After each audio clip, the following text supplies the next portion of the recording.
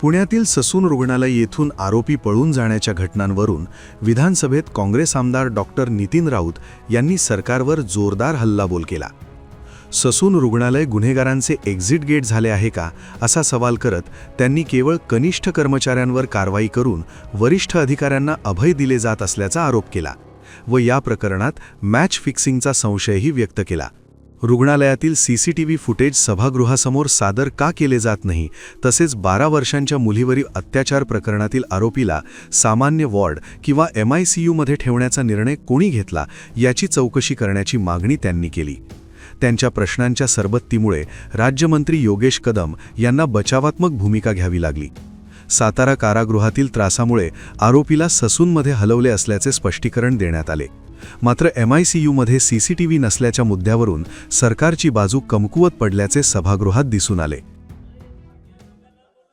अध्यक्ष महोदय, देतो या ठिकाणी मंत्री महोदयांनी उत्तर देत असताना सांगितलं की जे सुरक्षा रक्षक त्यावेळेला त्या ठिकाणी उपस्थित होते त्यांना निलंबित करण्यात आलं. मला या ठिकाणी विचारायचं अध्यक्ष महोदय की छोट्या माणसावर आपण त्या ठिकाणी कारवाई करता आणि जे वरिष्ठ अधिकारी आहेत त्यांना आपण वाचवत आहात काय? दुसरं माझा प्रश्न असा अध्यक्ष महोदय, ससून रुग्णालय हे उपचाराचं केंद्र आहे की गुन्हेगाराचं एक्झिट गेट आहे? यापूर्वी सुद्धा जसं माझ्या सहकार्याने यापूर्वी सांगितलं की ललित पाटील हा ड्रग्ज प्रकरणामध्ये अटक होता. एक सराईत गुन्हेगार इथूनच पळाले आहेत. ससूनमध्ये गेल्यावरच प्रत्येक अशा आरोपींना फिट का येते हो अध्यक्ष महोदय? आणि ही फिट येण्याची स्क्रिप्ट आणि पळून जाण्याची वेळ यांचा काही मॅच फिक्सिंगचा प्रकार आहे का? आणि ससूनमधील अशा घटनांची मालिका पाहता अधिष्ठाता आणि संबंधित वरिष्ठ पोलीस अधिकाऱ्यांवर कठोर कारवाई करण्यात येणार आहे का? हा माझा दुसरा प्रश्न. तिसरा प्रश्न असा आहे की मंत्र्यांनी CCTV कार्यरत असल्याचे म्हटले आहे. मग आरोपी वॉशरूमच्या दिशेने जातानाचे आणि तिथून पळतानाचे फुटेज हे आपण सभागृहापुढे ठेवणार आहात काय?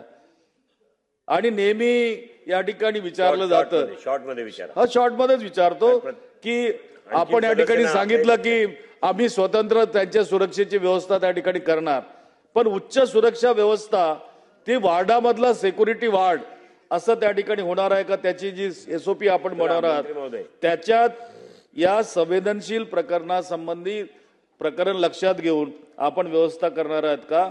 आणि शेवटचा प्रश्न, हा आरोपी एका 12 वर्षाच्या चिमुकलीवर अत्याचार करणारा नराधम आहे.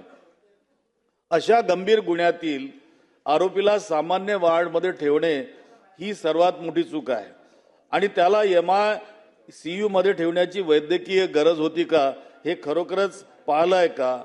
आणि त्यामुळं याचं उत्तर मंत्री महोदयांनी द्यायला पाहिजे. अध्यक्ष महोदय, हा जो आरोपी होता ह्याला पहिल्यांदा म्हणजे सातारात असताना त्याला फिट आली होती. ससूनमध्ये येऊन त्याला फिट नव्हती आली.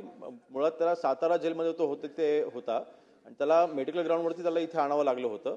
विशेषतः जेव्हा तो ऍडमिट झाला तेव्हा त्याला NICU मध्ये ठेवलं होतं. त्यानंतर त्याला जनरल वॉर्डमध्ये शिफ्ट केलं होतं आणि नंतर त्याला पुन्हा मेडिकल ग्राउंडवरती त्याला पुन्हा MICU मध्ये ठेवलं होतं. CCTV जे आहेत ते जनरल वॉर्डमध्ये आपण जे एंट्री एक्झिट आहे त्या ठिकाणी CCTV आहेत, परंतु MICU मध्ये अन्य देखील रुग्ण असतात आणि तिथे CCTV लावणं शक्य नाही.